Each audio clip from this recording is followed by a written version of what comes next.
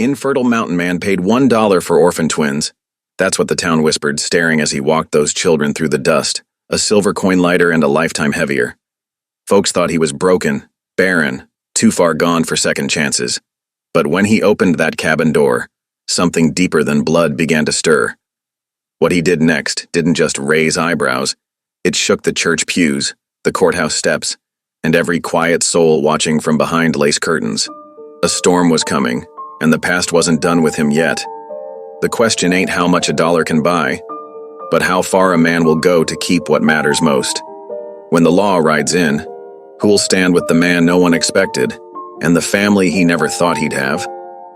Every time I see your comments, I'm reminded how stories connect us across distances, backgrounds, and hearts. If values like respect, courage, and compassion still guide you, then you're part of this story too. The gray clouds hung low over Timber Hollow that spring morning in 1881, matching Caleb Briscoe's mood as he trudged through the muddy street toward the trading post. His worn boots left deep prints in the earth, and the familiar weight of pelts pressed against his back. The weekly market day brought the usual bustle of wagons and traders, but Caleb kept to himself, as he always did. Inside the trading post, the floorboards creaked beneath his feet. He laid his pelts on the counter without a word, letting the quality of his work speak for itself. The trader, used to Caleb's silence, counted out flour, ammunition, and salt in exchange. Caleb nodded his thanks, gathering his supplies into his pack with careful movements. The bang of the auction bell drew him outside, though he hadn't planned to stay. Something made him pause near the livery stable, where a small crowd had gathered. Through the press of bodies, he spotted a wagon woman, her face gaunt and pale. She pressed a bloodied rag to her mouth between rattling coughs that shook her thin frame. $1, she wheezed, gripping the shoulders of two small children. Just $1 for the pair. The twins couldn't have been more than 5 years old. The boy clutched his sister's hand, his mouth working soundlessly as he tried to speak. The girl stood still as stone, her eyes wide and empty, not making a sound. Their clothes hung loose on their small frames, patched and dirty. A heavy silence fell over the crowd. Folks shifted their feet and looked away, some muttering excuses under their breath. The sheriff, standing near the livery door, turned his back on the scene, his shoulders stiff with discomfort. Caleb felt something stir in his chest, an ache he'd tried to bury years ago. His hand moved to his pocket where a single silver dollar lay, warm against his palm. He'd been saving it for lamp oil, but now, before he could think better of it, his boots were moving through the crowd. The woman's desperate eyes met his, and he saw in them the shadow of death. Without a word, he held out the silver dollar. A collective gasp rippled through the onlookers. The woman's trembling fingers closed around the coin, and tears spilled down her hollow cheeks. "God bless you, mister," she whispered, her voice barely audible above the morning breeze. Caleb shrugged off his buffalo coat, the familiar weight falling from his shoulders. He knelt down, wrapping it around the children's small forms.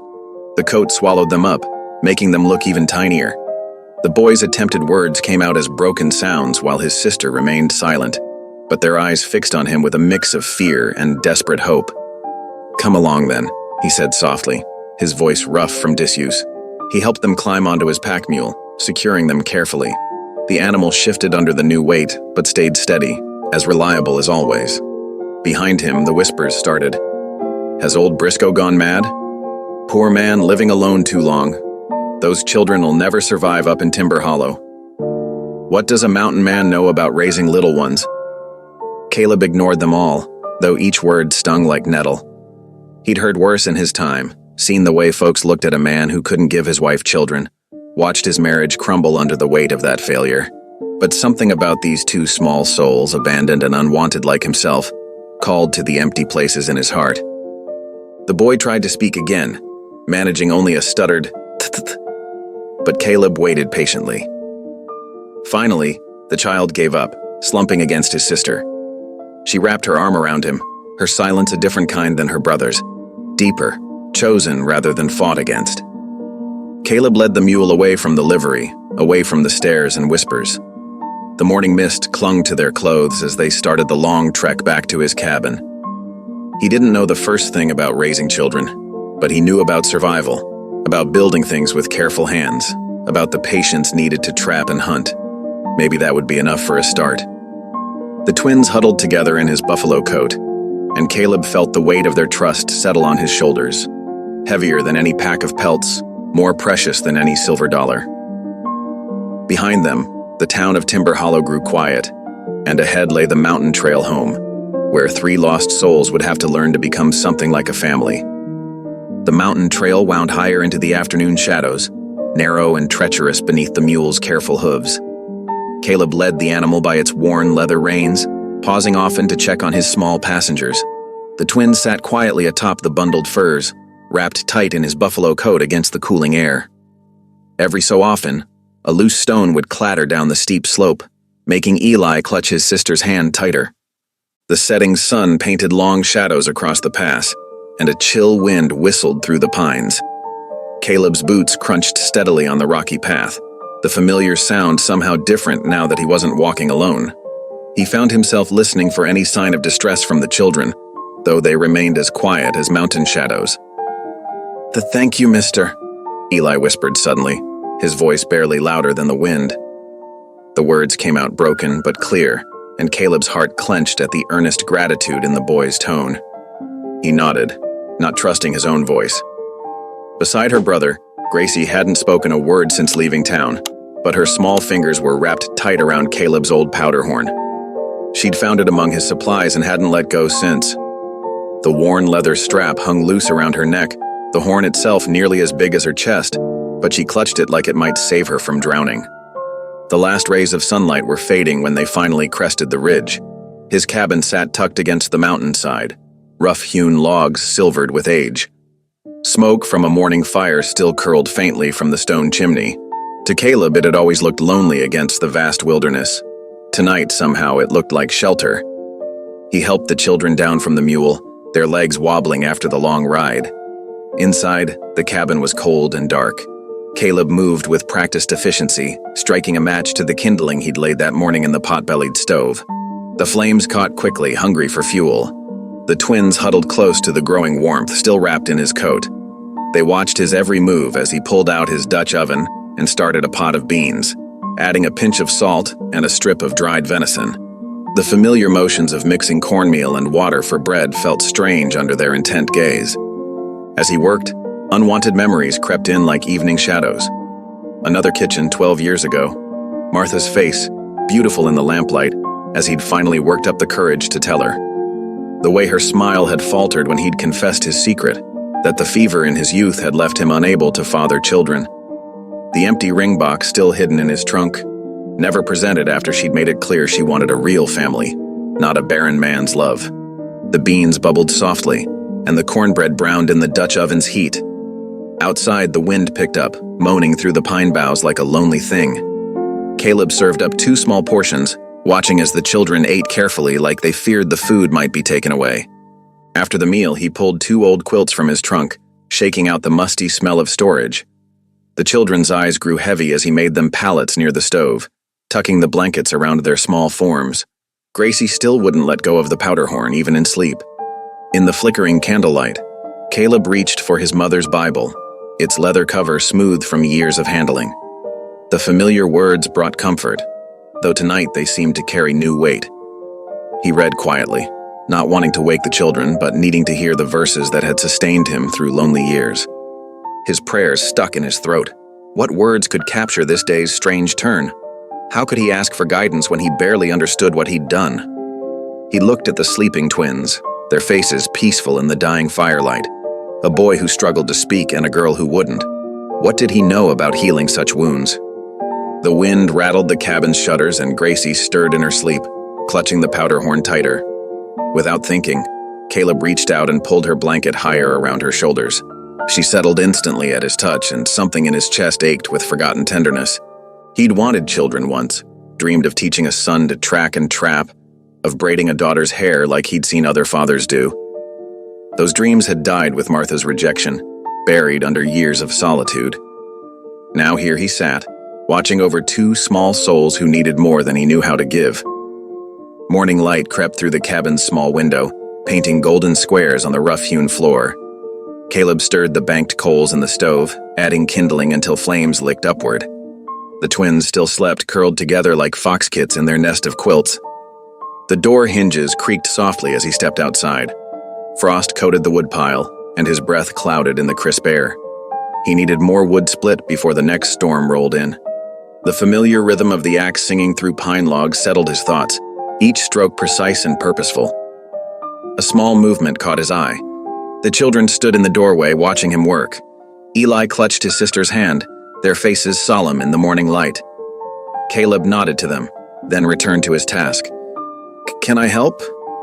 Eli's voice quavered like a young bird's first song. Caleb lowered his axe and considered the boy.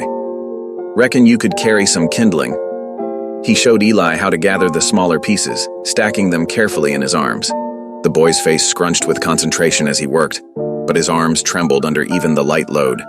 A piece slipped free, then another, until the whole pile tumbled to the ground. Tears welled in Eli's eyes as he stared at the scattered wood. "No harm done," Caleb said quietly. He knelt beside Eli, showing him how to make a cradle with his arms. "Try again, slower this time."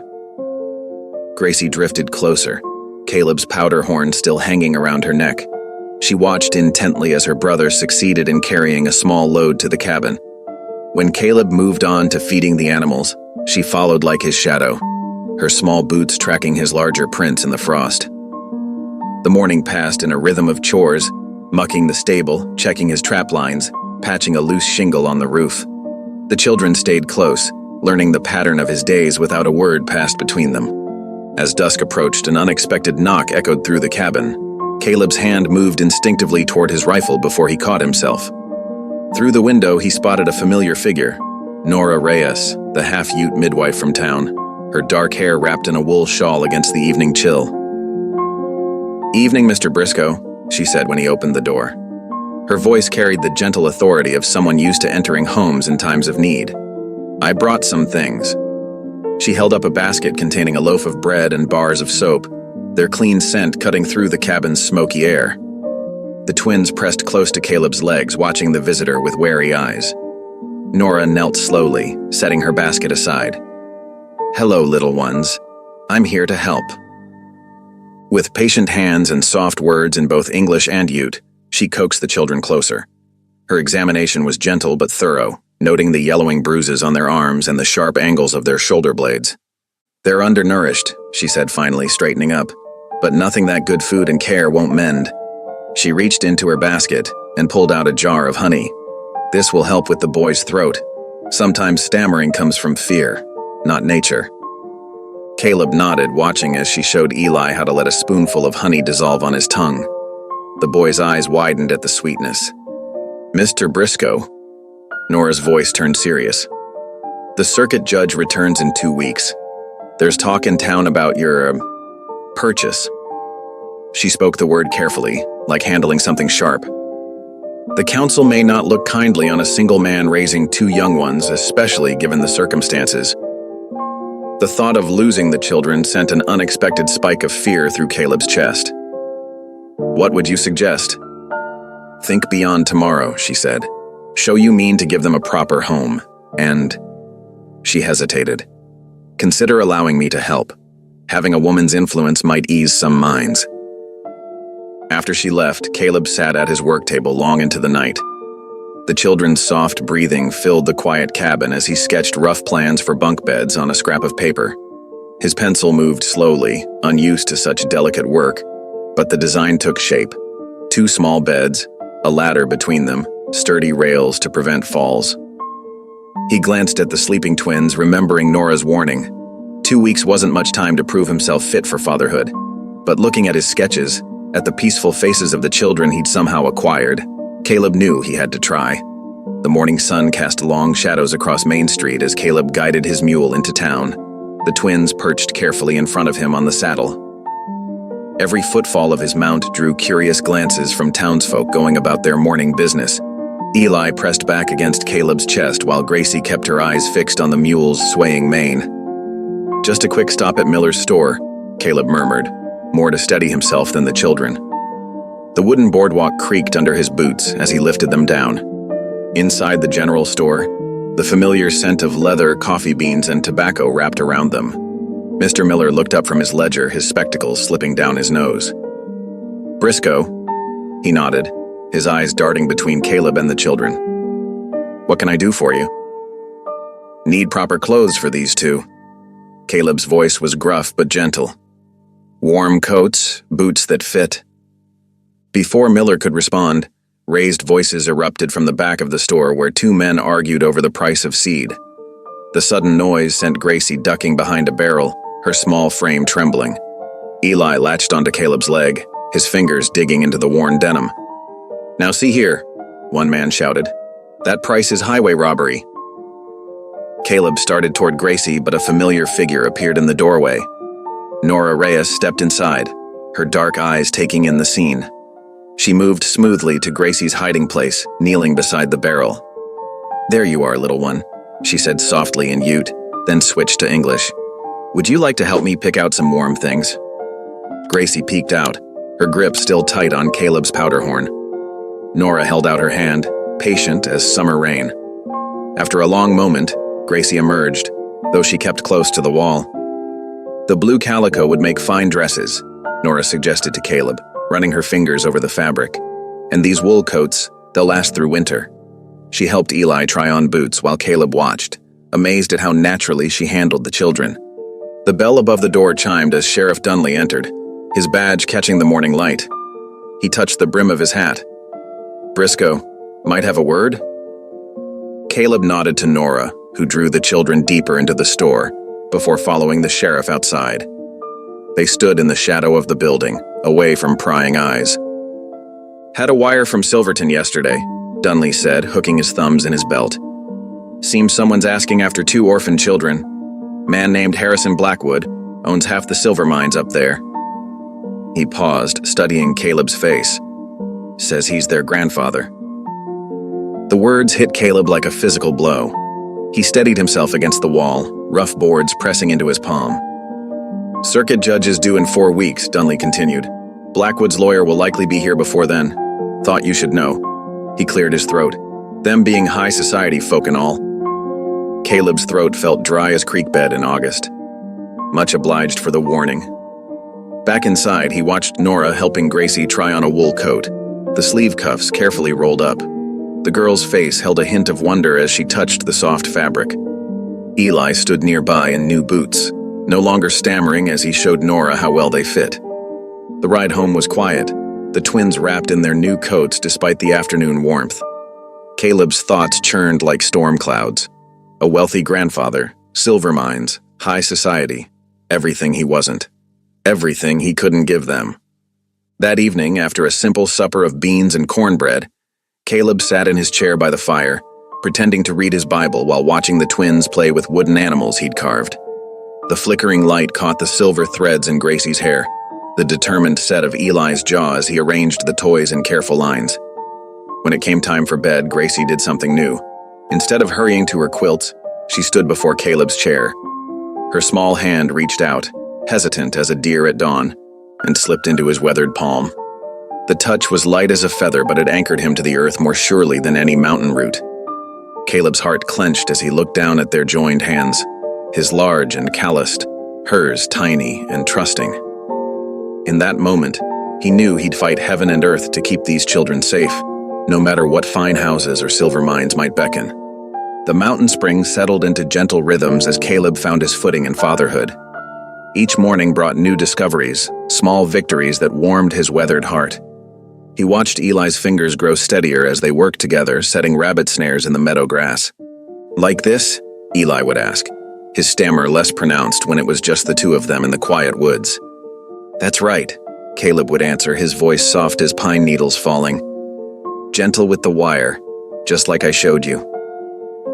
Gracie took to caring for the old pack mule, her silent presence seeming to calm the beast. She'd stand on a wooden crate Caleb built her, carefully running the brush over the animal's dusty coat. Sometimes her lips would move as if speaking to the creature, though no sound came out. The mule would turn its head to nuzzle her small shoulder, drawing a ghost of a smile across her face. Nora's visits became as regular as sunset.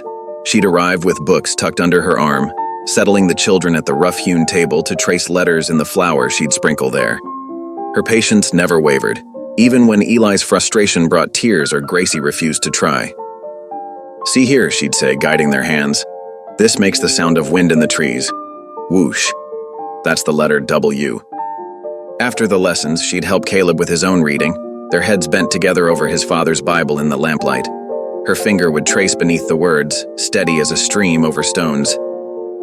"Sound it out," she'd encourage when he stumbled. "The Lord gives wisdom to those who seek it." Caleb found himself watching her, the way she moved with such sureness, how she knew just when to push and when to wait. She brought order to their little world without disturbing its peace, like rain settling dust. The night Gracie's screams tore through the cabin, Caleb's heart nearly stopped. He found her thrashing in her quilts, eyes wide but unseeing, trapped in some horror he couldn't reach. Eli huddled in the corner, hands over his ears. Caleb gathered Gracie into his arms, her small body rigid with fear. He sank into the chair by the stove, rocking slowly as his mother had done for him long ago. From some forgotten place, a lullaby rose in his throat, rough and unpracticed but gentle. "Hush now, little one," he murmured between verses. "Papa's here." Gradually, her trembling eased. Her fingers clutched his shirt as her breathing steadied. Just before sleep took her again, he heard it, a whisper soft as moth wings. "Papa." The word echoed in his chest like a prayer. That night, he moved their bedrolls closer to his own, unable to bear the distance.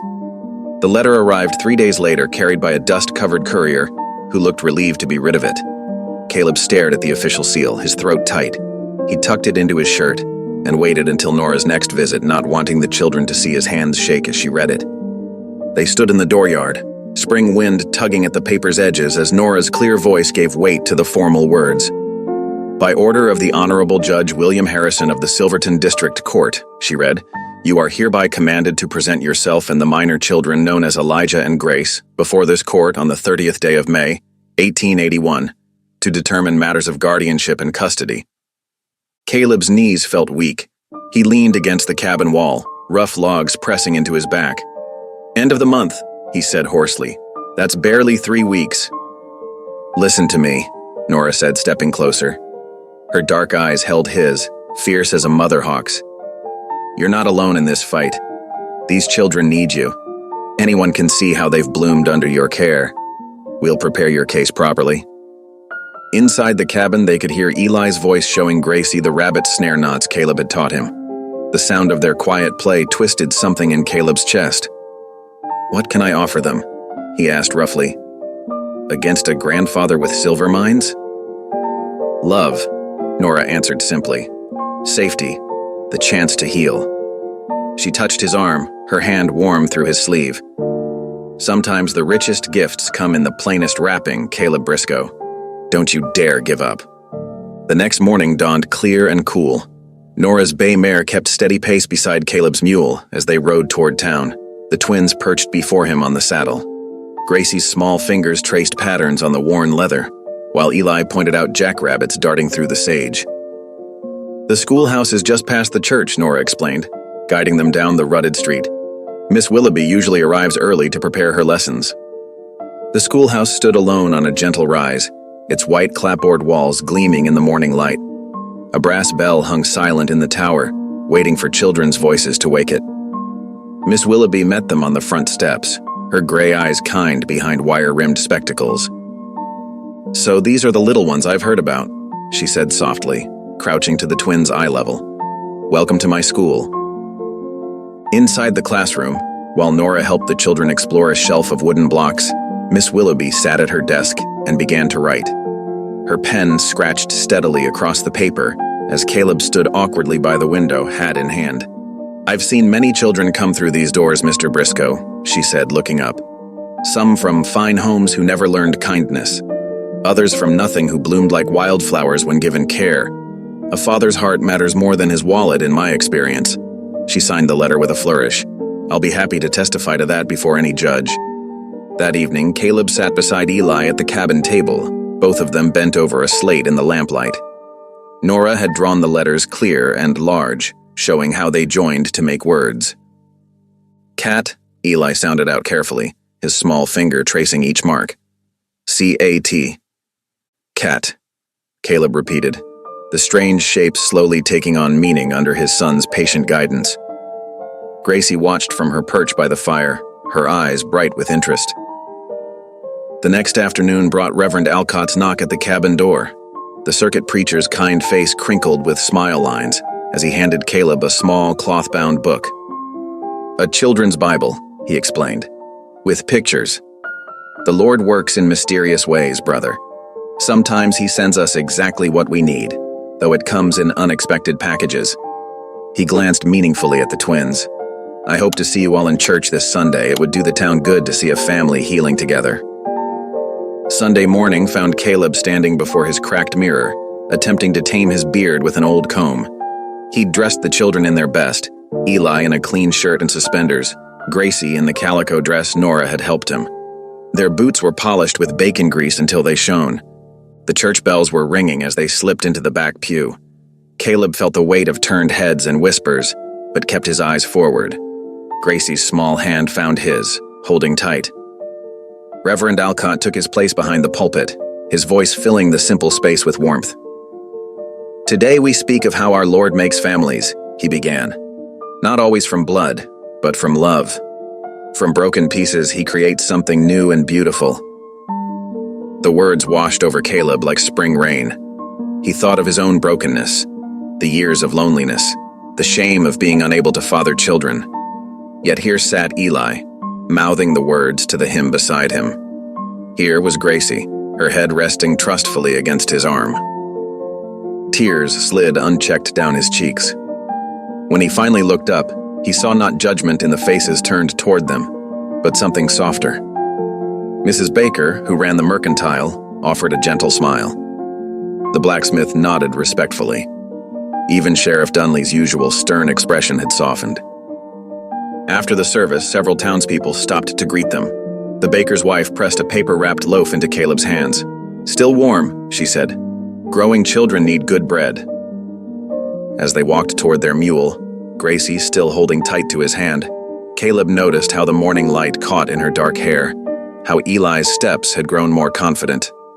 Perhaps, like the Reverend said, God was indeed making something new from all their broken pieces. The storm clouds gathered quickly that evening, turning the spring twilight an ominous purple-gray. Inside his cabin, Caleb worked steadily by lamplight, the fresh-cut pine boards arranged carefully on his workbench. Thunder rolled across the mountains as he measured and marked where the bunk bed posts would join. The twins slept on their pallets near the stove, Gracie clutching Caleb's powder horn while Eli snored softly. Every few minutes, Caleb's eyes drifted to check on them, making sure the approaching storm hadn't wakened their fears. His hands moved surely over the wood, shaping joints that would hold firm for years to come. The lamplight cast dancing shadows as he worked the draw knife, peeling away layers to reveal the clean wood beneath. Outside, the wind rose to a howl, rattling the cabin's shutters. The blade slipped suddenly, biting deep into the meat of his palm. Caleb bit back a curse, pressing his bandana against the wound. Blood soaked quickly through the fabric, but he forced himself to breathe slowly, steadily. The children needed their beds. He wouldn't let a little cut stop him. Using his teeth and good hand, he managed to bind the wound tight enough to stem the bleeding. Then he returned to his work, ignoring the throbbing pain.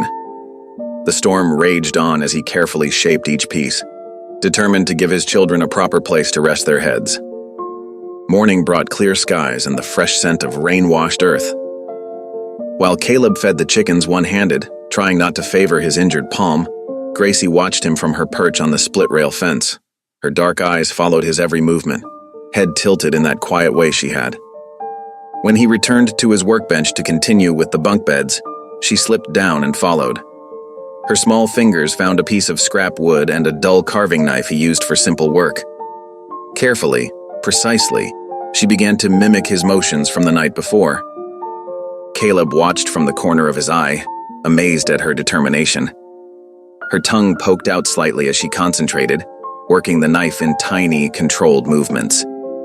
After a while, she tugged at his sleeve and pressed something into his rough palm. It was a small piece of pine, and there on its surface she had etched a tiny, crooked heart. The sight of it made his throat tight with emotion. He tucked it carefully into his shirt pocket, close to his own heart. The next afternoon brought Nora's familiar knock. She carried a bundle wrapped in brown paper, and her eyes were distant, holding some private sorrow. After checking on the twins, who were playing with wooden blocks in the corner, she unwrapped the package to reveal a faded calico dress. "It was my daughter's," she said softly, smoothing the worn fabric with gentle hands. "I've kept it all these years, though the memories are hard sometimes." Caleb set down his tools, giving her his full attention. The pain in her voice called to something in his own heart. "It was during a raid," she continued, her voice barely above a whisper. 10 years ago now. My husband, he couldn't bear the grief. Blamed himself, then blamed me. One day he just rode away." She folded the dress with careful movements. "I thought I'd never find purpose again. But helping others, being a midwife, it's given me a way to honor her memory." Caleb listened in respectful silence. Then slowly, he reached into his shirt pocket and withdrew Gracie's carved heart. Without a word, he placed it in Nora's palm. Her fingers closed around the small token as tears welled in her eyes. "She's starting to heal," Nora said, looking over at Gracie. "They both are, and maybe—" She met Caleb's gaze. "Maybe we are too." In the days that followed, Nora worked tirelessly with Miss Willoughby, gathering testimonies from townspeople who had witnessed Caleb's dedication to the twins. The school marm's neat handwriting filled page after page with affidavits, the reverend speaking to their regular church attendance, the baker testifying to Caleb's careful selection of fresh bread for the children, the general store owner noting how he'd bought them warm winter boots. "The judge needs to see you're not alone in this," Nora explained as she organized the papers. "The whole town is standing behind you now." She paused, then added softly, "I'm standing behind you too." Caleb nodded, unable to speak past the lump in his throat. His wounded hand throbbed beneath its wrapping, but his heart felt lighter than it had in years. Outside, Gracie sat in the spring sunshine, carefully carving another piece of wood, while Eli practiced his letters in the dirt with a stick. Their quiet contentment filled him with a fierce, protective love. The morning sun cast long shadows across Timber Hollow's muddy main street when the black carriage appeared. Its polished wheels and matched team of bay horses drew every eye in town. The driver, dressed in a smart black uniform, pulled the horses to a precise halt outside the hotel. From inside the Mercantile, Caleb watched through the dusty window while picking up supplies for the twins. His heart grew heavy as 3 men stepped down from the carriage. The first wore an expensive black suit and silver watch chain that caught the sunlight. His steel-gray hair and proud bearing marked him as a man used to command. Behind him came 2 others, one carrying a leather briefcase, the other wearing a distinctive Pinkerton badge on his vest. "That's Hiram Blackledge," whispered Mrs. Peterson behind the counter. "Mining baron from Silverton. Mean as a rattler when crossed, they say." Caleb said nothing, but his fingers tightened on the paper bag of candy he'd been about to purchase for the children. He watched as Blackledge surveyed the town with obvious distaste, brushing invisible dust from his sleeve. The bell above the Mercantile door jangled. Blackledge entered, followed by his companions. His cold eyes found Caleb immediately. "So," Blackledge said, his voice carrying the refined accent of Eastern schooling, "you're the mountain man who's taken possession of my grandchildren." The lawyer cleared his throat. "Mr. Briscoe, I presume. I'm Theodore Whitcomb, legal counsel for Mr. Blackledge. These children are the offspring of Jonathan Blackledge, deceased, and thus the legal heirs to the Blackledge mining interests." Caleb stood his ground, though his throat felt dry as sand. "They're my children now." Blackledge's laugh held no warmth. "Your children? A backwoods trapper who can't even read? Living in some crude cabin without proper schooling or society?" He stepped closer, examining Caleb's worn clothing. "I've heard about your purchase, $1 for 2 lives. The court will see it for what it is, trafficking in minors." "Now see here," Mrs. Peterson started, but the Pinkerton man shifted his coat, revealing his holstered revolver. "The children are well cared for," Caleb said quietly. "Well cared for?" Blackledge sneered. "In a one-room shack, eating whatever you can trap, no proper beds, no education, no future except more of the same primitive existence?" He turned to his lawyer. "Make a note of the conditions. We'll need it for court." "Mr. Blackledge," Mrs. Peterson tried again. Those children are thriving with Caleb. Anyone in town can tell you. Anyone in this backwater settlement is hardly a character witness. Blackledge cut her off. He fixed Caleb with a hard stare. I'm their bloodkin, the only family they have left. The court will recognize that above some impromptu purchase. The lawyer pulled out several papers. We've already filed motions in Silverton. The hearing is merely a formality. Best prepare yourself, Mr. Briscoe. After they left, Caleb stood motionless, the forgotten candy still clutched in his hand. Sheriff Dunley appeared in the doorway, his expression troubled. Caleb, he said softly, might want to step into my office a moment. Inside the sheriff's office, Dunley poured 2 cups of coffee with a splash of whiskey. That man's got friends in high places, he admitted. Judge Crawford's been known to dine at his house in Silverton, and that Pinkerton outfit, they don't come cheap. Caleb stared into his cup. The twins are happy, they're healing. I know that, town knows that. But Blackledge has money and influence, and blood ties count for a lot in court. Dunley sighed heavily. Just wanted you to know what you're up against. That evening, after the twins were asleep, Caleb pulled his best wool coat from the trunk. It was still shabby, with patches at the elbows, but it was all he had. He laid it out carefully, then knelt beside the warm stove. The words came slowly, haltingly in the quiet cabin. Lord, he whispered, I ain't much. Can't read proper yet. Ain't got money or learning. But these children, his voice caught.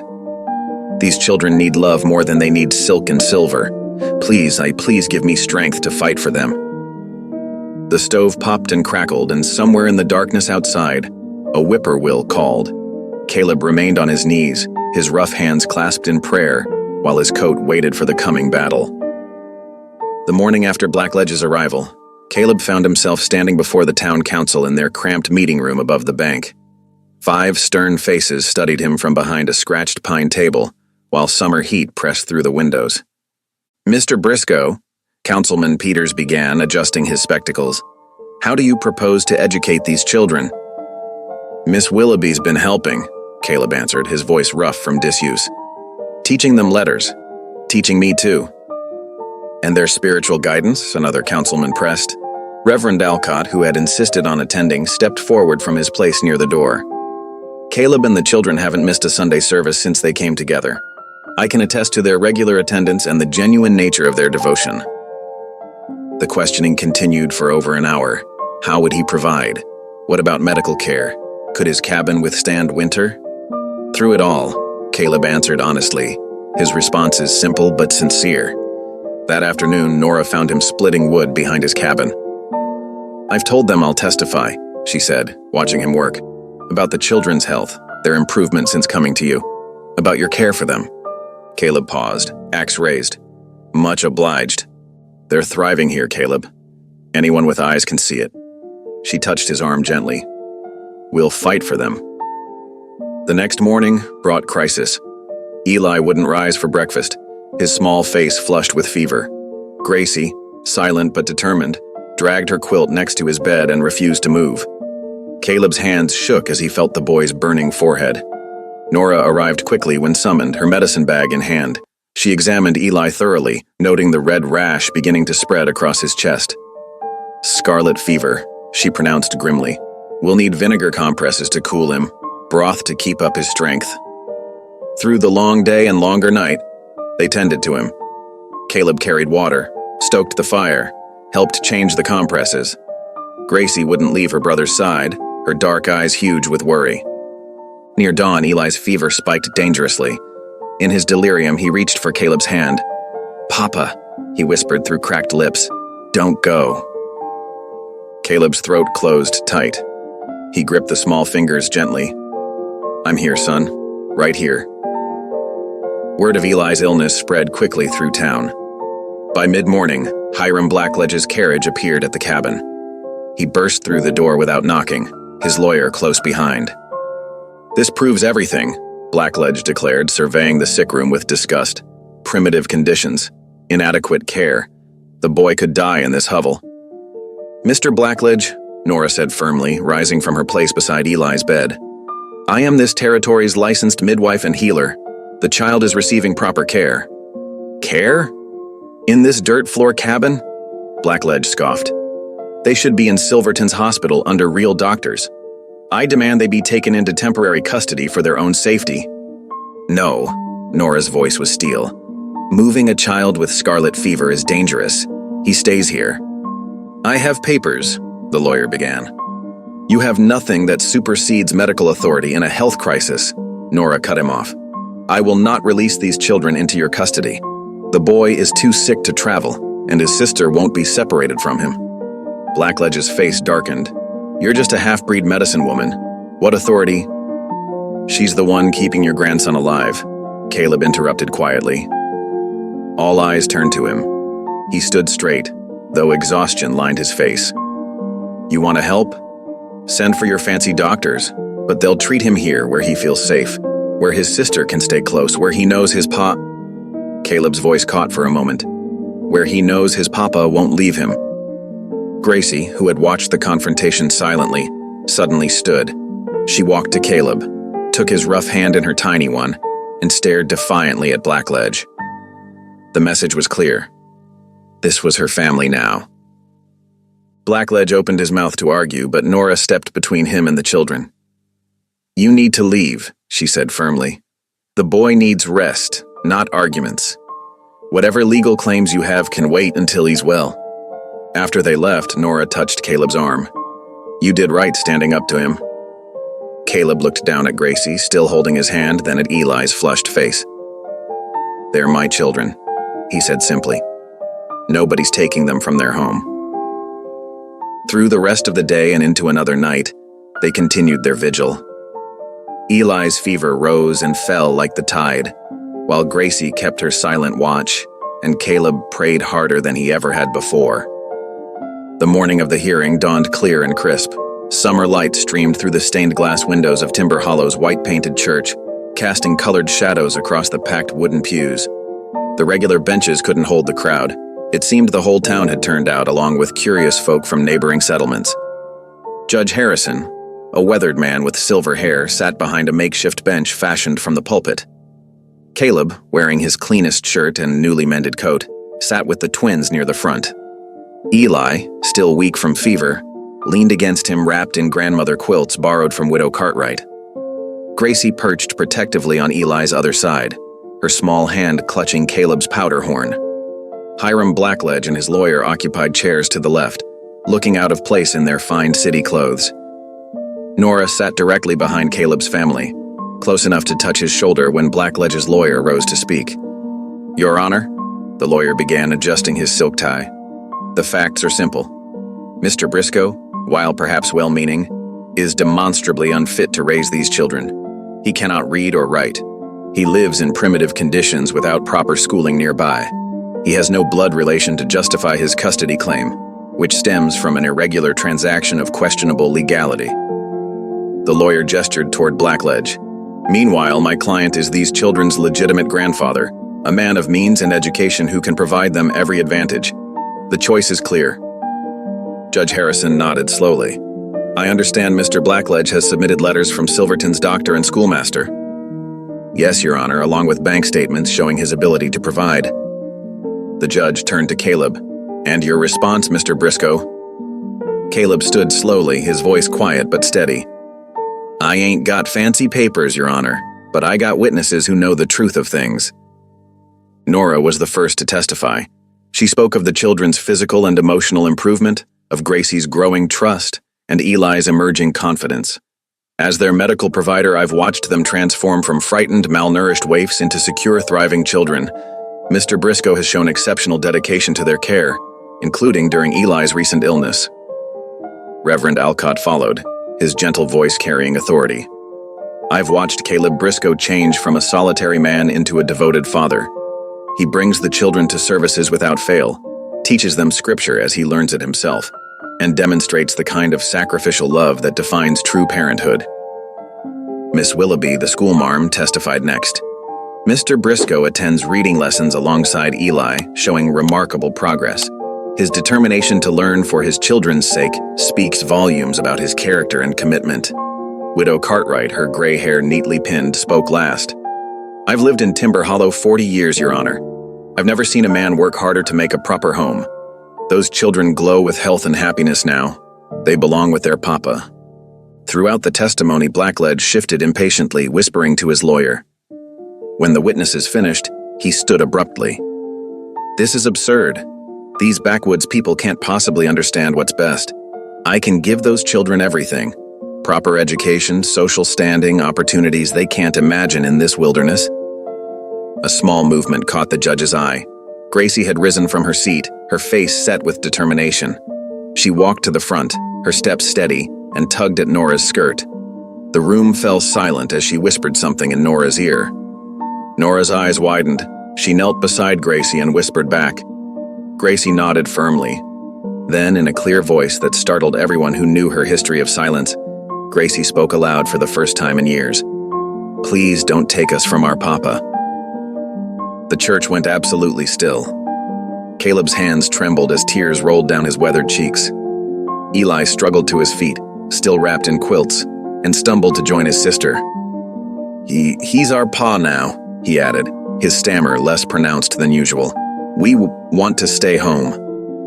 Judge Harrison leaned forward, studying the children intently. "Young lady," he said gently to Gracie, "how long have you been unable to speak?" Gracie looked at Nora, who nodded encouragingly. "Since Mama died," she whispered. "But Papa makes me feel safe again." The judge sat back, removing his spectacles to wipe them slowly.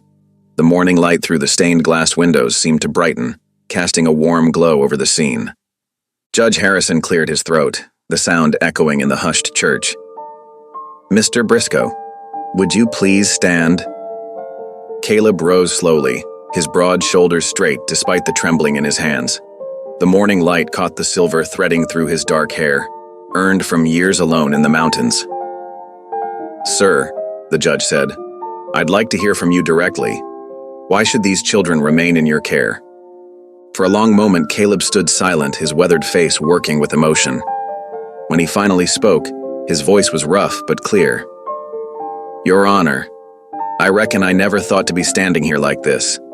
Years back when I learned I couldn't father children of my own." He paused, swallowing hard. "Well, I figured God had closed that door forever. Drove me deep into the mountains, away from folks and their pity." He glanced down at the twins who pressed closer to his legs. "But these little ones, they made me a man again. Gave me purpose beyond just surviving." His calloused fingers fumbled with the buttons of his coat. "When Gracie here started leaving me little gifts, pine cones, pretty rocks, it was like spring after the longest winter." From inside his coat, Caleb carefully withdrew a small piece of wood, holding it up so it caught the light streaming through the stained glass. The rough carved heart stood out clearly, its edges smoothed by being carried close to his chest. "She made this for me. First time she showed me she trusted me." His voice grew husky. "Ain't much to look at, maybe, but it's worth more than gold to me." Nora leaned forward in her seat, her dark eyes bright with unshed tears. Around the church, several women dabbed at their eyes with handkerchiefs. Even the sheriff, standing at the back, looked away and cleared his throat. "I know I ain't educated," Caleb continued, "but I'm learning my letters now, right alongside Eli. I know my cabin ain't fancy, but it's warm and dry, and there's love in it now. These children..." He had to stop again, composing himself. "They ain't just some property to be claimed. They're my heart now, beating outside my chest." Judge Harrison nodded slowly, his lined face thoughtful. He turned to study Hiram Blackledge, who sat stiffly in his fine suit, looking increasingly uncomfortable under the judge's scrutiny. "Mr. Blackledge," the judge said firmly, "I've heard a great deal about your wealth and position, but I've heard nothing about love, nothing about sacrifice, nothing about understanding what these children have endured." He picked up his gavel. "You speak of blood ties and inheritance, but you view these children as property to be claimed, not souls to be nurtured." Blackledge started to protest, but the judge held up his hand. "No, sir, I've heard enough. This court's duty is to determine what serves the best interests of these children, and I have rarely seen clearer evidence of where those interests lie." The judge straightened in his seat, his voice taking on formal authority. "It is the finding of this court that Caleb Briscoe has demonstrated extraordinary dedication, love, and fitness as a guardian. The petition for custody by Hiram Blackledge is hereby denied. Full legal guardianship of the minor children, Eli and Grace, is granted to Caleb Briscoe, effective immediately. The crack of the gavel seemed to release something in Caleb. His legs gave way, and he collapsed onto the wooden bench, pulling the twins close as tears streamed freely down his face. Nora immediately moved forward, wrapping her colorful shawl around all three of them, her own tears falling as she embraced the newly affirmed family. Around them, the church erupted in joy. Widow Cartwright was openly weeping. Miss Willoughby clutched her Bible to her chest, beaming. Reverend Alcott raised his hands in a gesture of blessing, his amen carrying over the happy commotion. Hiram Blackledge and his lawyer gathered their papers and slipped out, but hardly anyone noticed their departure. The townspeople were too busy surrounding Caleb and the children, offering congratulations and support. Through it all, Caleb kept his arms wrapped tightly around his children, legally and forever now, as Gracie nestled against his chest right where her carved heart had rested, and Eli's fever-warm face pressed into his shoulder, their tears mingling with his own. Behind the whitewashed church, tables appeared as if by magic. Women hurried home and returned with steaming dishes wrapped in cloth. The spring breeze carried the scent of fresh biscuits and roasted chicken across the churchyard. Children scattered wildflower petals along the grass while men arranged benches in the dappled shade of old cottonwoods. Caleb stood at the edge of it all, still dazed with the twins pressed close to his legs. His rough hands kept touching their shoulders, as if reassuring himself they were truly his now. Widow Cartwright bustled past with a berry cobbler, its sweet aroma making Eli's eyes light up. "Never seen such a spread put together so quick," Sheriff Dunley remarked, helping to set up another table. "Reckon the whole town was hoping for this outcome." Miss Willoughby organized the children into a line to serve lemonade. "A celebration of family is always worth a feast," she declared, her usually stern face softened with joy. Nora moved through the crowd with natural grace, helping to arrange dishes and direct traffic. Her dark hair gleamed in the afternoon sun, and her smile seemed to light up the whole gathering. Every so often, her eyes would meet Caleb's and something warm would pass between them. "Mr. Briscoe," Reverend Alcott called out, "won't you say a few words?" The happy chatter quieted as people turned toward Caleb. He cleared his throat, uncomfortable with the attention, but knowing he owed these folks his gratitude. "I ain't much for speeches," he began quietly. "Been alone so long I nearly forgot what it was to be part of something bigger." He looked down at the twins, then out at the gathered faces. "Thank you all for helping me remember, for seeing what these little ones needed when I could barely see it myself." Gracie tugged at his sleeve then, pointing to a patch of purple wildflowers growing along the church wall. Caleb nodded, understanding her silent request. She darted over and carefully gathered a handful, her small fingers working deliberately. When she returned, she walked straight to Nora and held out the bouquet, her eyes shining with trust and love. Nora knelt down, accepting the flowers with visible emotion. "They're beautiful, sweet girl," she whispered, pulling Gracie into a gentle embrace. The afternoon passed in a blur of food and fellowship. As the sun began to sink toward the mountains, casting long shadows across the churchyard, folks began to pack up their dishes and head home. Soon only Caleb, the twins, and Nora remained, watching the last golden light paint the western sky. Eli had fallen asleep on a bench, worn out from the excitement. Gracie sat beside him, fighting to keep her eyes open. Caleb touched the wooden heart in his coat pocket, the one he hadn't taken off since the day Gracie gave it to him. His heart hammered against his ribs, but he knew with sudden clarity what he needed to do. "Nora," he said softly, drawing her attention away from the sleeping boy.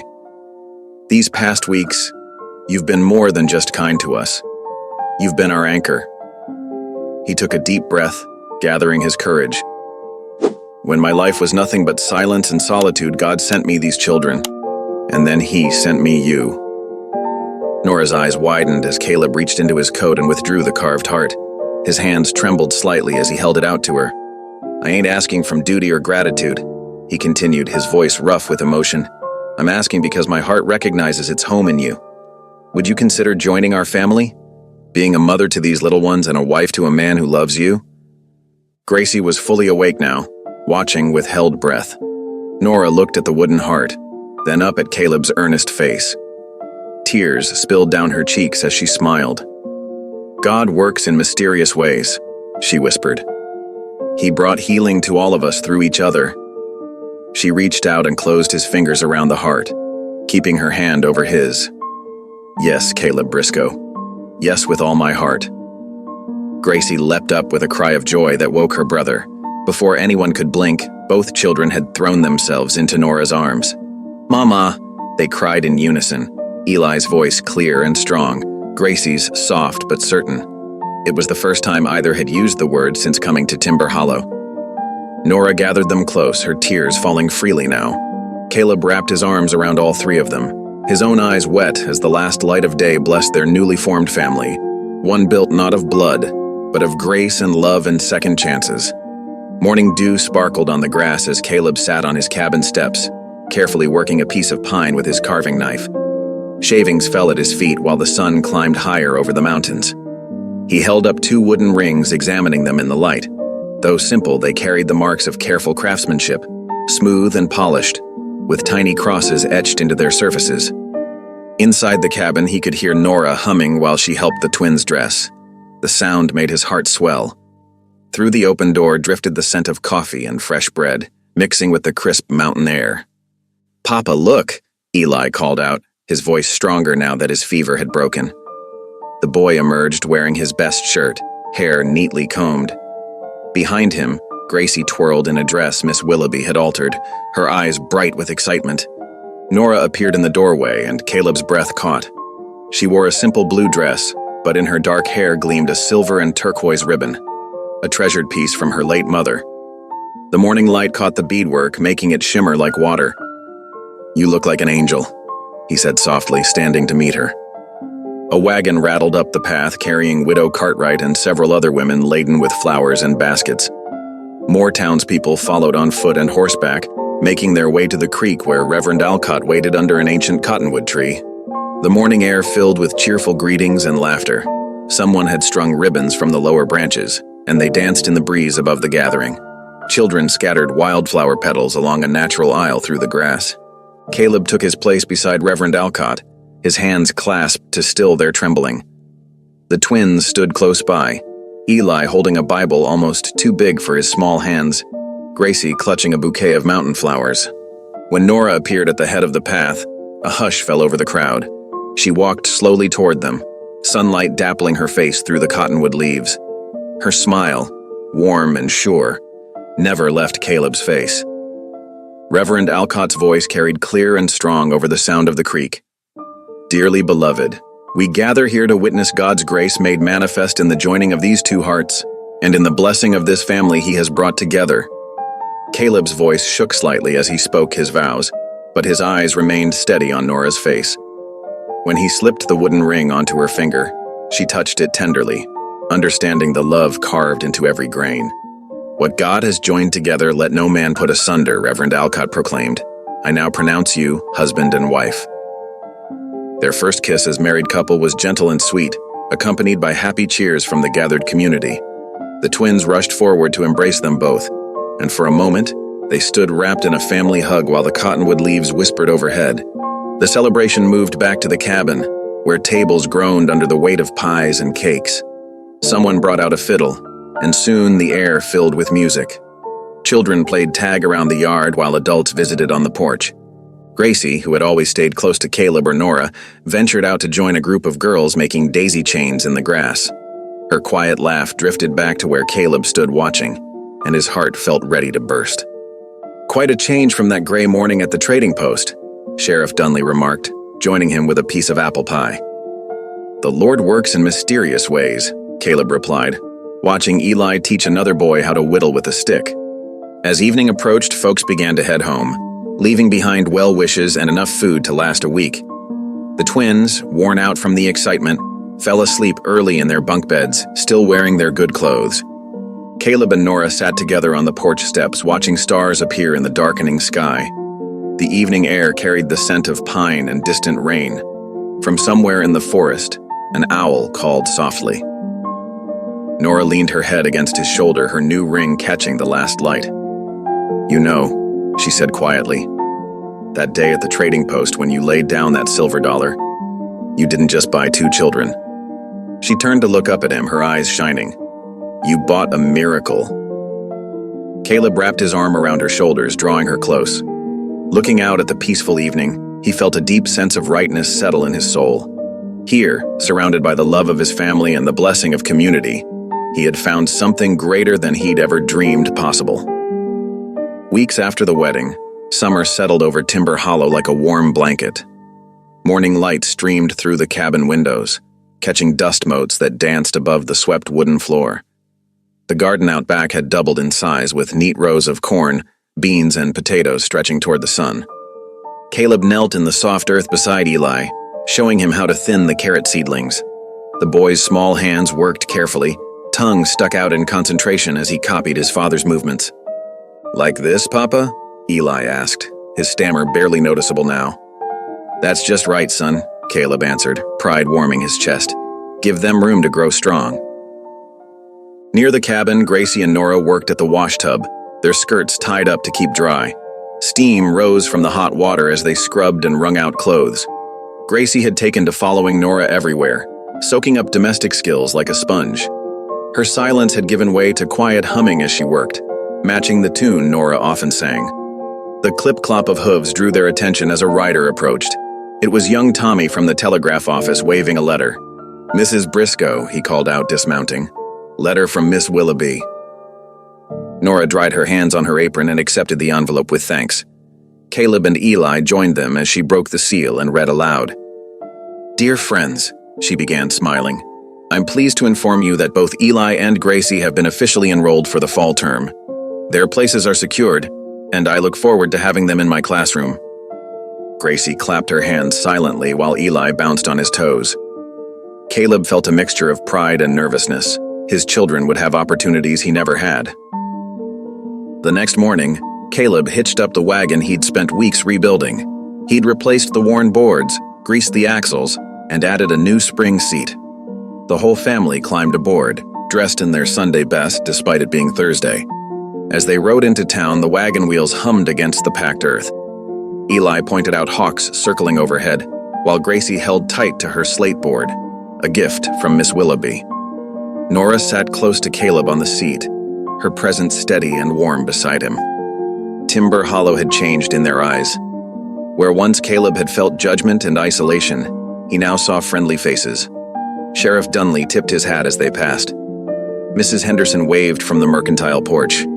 Even old Mr. Peters, who rarely acknowledged anyone, nodded respectfully. They stopped at the general store for supplies. While Nora helped the twins pick out new pencils for school, Caleb settled their monthly account. No longer just trading furs, but selling fresh vegetables from their garden too. The ride home felt lighter somehow. The setting sun painted the mountains gold and purple, and a cool breeze carried the scent of pine. Eli fell asleep against his sister, who watched the passing landscape with contented eyes. Nora reached over and squeezed Caleb's hand. That evening, after a simple supper of cornbread and bean soup, Caleb tucked the twins into their bunk beds. He smoothed Eli's hair back and straightened Gracie's quilt, marveling at how natural these gestures had become. "Good night, my treasures," he whispered, using the name Nora had given them. He found her by the hearth, adding wood to the fire. The flames cast dancing shadows on the walls, making the cabin feel especially cozy. Above the mantel hung the small wooden heart Gracie had carved, now framed and displayed like the precious thing it was. Caleb wrapped his arms around his wife from behind, both of them gazing at that simple carved heart. It represented everything that had changed in their lives, all the pain, hope, and healing that had brought them to this moment. "You know," he murmured softly, "I spent years thinking God had said no to my prayers for a family." He paused, emotion thickening his voice. "Turns out God didn't say no. He just waited till I was ready." Thank you for listening. Stories connect us in the most unexpected ways. If you felt that spark today, make sure you're subscribed. I share a new one daily, and the next might change your day.